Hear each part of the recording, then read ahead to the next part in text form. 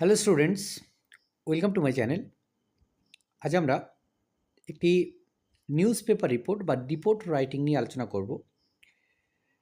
এবারে যারা মাধ্যমিক পরীক্ষা দিতে যাচ্ছ তাদের জন্য নিউজ পেপার রিপোর্ট ভীষণভাবে গুরুত্বপূর্ণ এবং ধরে নেওয়া যাচ্ছে যে আসবেই।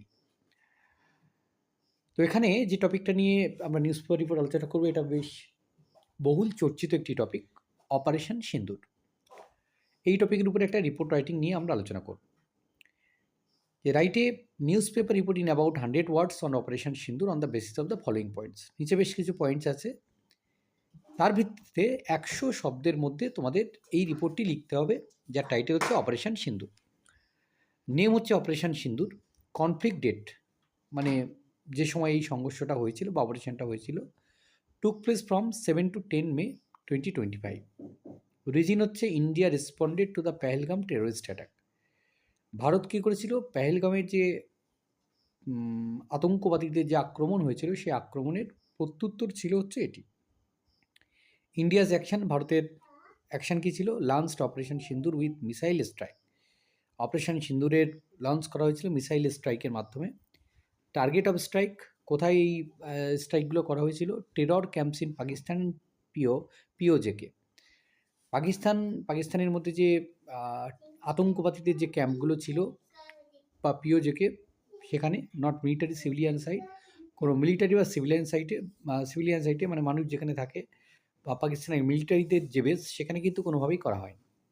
পাকিস্তানের দাবি কী ছিল, civilian areas were hit and civilian casualties, যে লোকজন যেখানে বাস করে সেই জায়গাতেও কিন্তু আক্রমণ করা হয়েছে এবং সেখানে যে স্থানীয় লোকজন তাদেরও কিন্তু তাদের উপরেও আঘাত নেমে এসেছে। Retaliation, Pakistan shell Jammu, particularly Poonch. Pakistan কিন্তু প্রত্যুত্তরে জম্মু এলাকায় তারা ওই শেল ছুঁড়তে থাকে।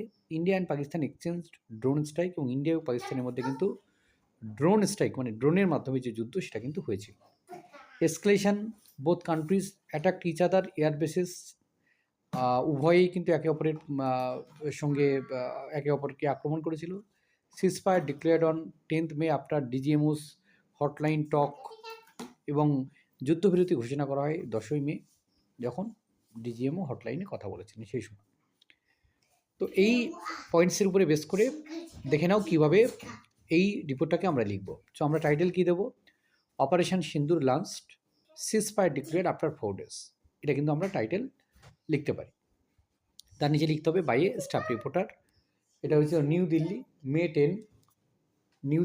10 থেকে আমরা এই ডেটটা কিন্তু আমরা লিখব। A major military operation named Operation Sindoor took place from May 7 to 10, 2025। একটি বড় ধরনের মিলিটারি অপারেশন যার নাম হচ্ছে অপারেশন সিন্দুর, এটা সংগঠিত হয়েছিল মে মাসের 7 থেকে 10 তারিখ 2025-এ। India launched precision missile strike on terrorist camps in Pakistan and Pakistan occupied Jammu and Kashmir in response to the Pahalgam terrorist attack. Bharat কী করেছিল, এই মিসাইল স্ট্রাইকটা করেছিল প্রিসিশন মানে হচ্ছে একদম নির্দিষ্ট এলাকাতে, যেখানে হচ্ছে আতঙ্কবাদীদের ক্যাম্প রয়েছে পাকিস্তান অকুপাইড জম্মু এবং কাশ্মীরে। এটা ছিল পেহেলগাঁও টেরর স্ট্রাইকের এটার প্রত্যুত্তর। The strikes were aimed only at terror bases, not at military or civilian site. এই যে স্ট্রাইকটা হয়েছিল, এটা মূলত কিন্তু যে আতঙ্কবাদীদের যে ক্যাম্প সেখানে হয়েছিল, কোনো মিলিটারি বা সিভিলিয়ান সাইটে কিন্তু এটা হয়নি। Pakistan however claim that some civilians areas were hit, কিন্তু পাকিস্তান দাবি করেছে যে কিছু সিভিলিয়ান যে এলাকা সেটাতে কিন্তু এটা আঘাত হেনেছে। In retaliation, Pakistan shell Jammu specially Poonch and both countries exchange drone strikes. এবং প্রত্যুত্তরে পাকিস্তান কী করেছে, জম্মু এলাকাতে শেলিং করেছে, বিশেষ করে পুঞ্চ এলাকাতে, এবং উভয় দেশ তারা কিন্তু ড্রোন স্ট্রাইক কিন্তু হয়েছে, মানে ড্রোনের মাধ্যমে আক্রমণ হয়েছে। The tension increased as both sides attacked each others air bases. Tension আরও বেড়ে গিয়েছিল যখন উভয় পক্ষ তাদের এয়ার বেসকে আক্রমণ করেছিল। অ্যাট লাস্ট অবশেষে a ceasefire was declared on May 10 after hotline talks between the DGMO of both countries.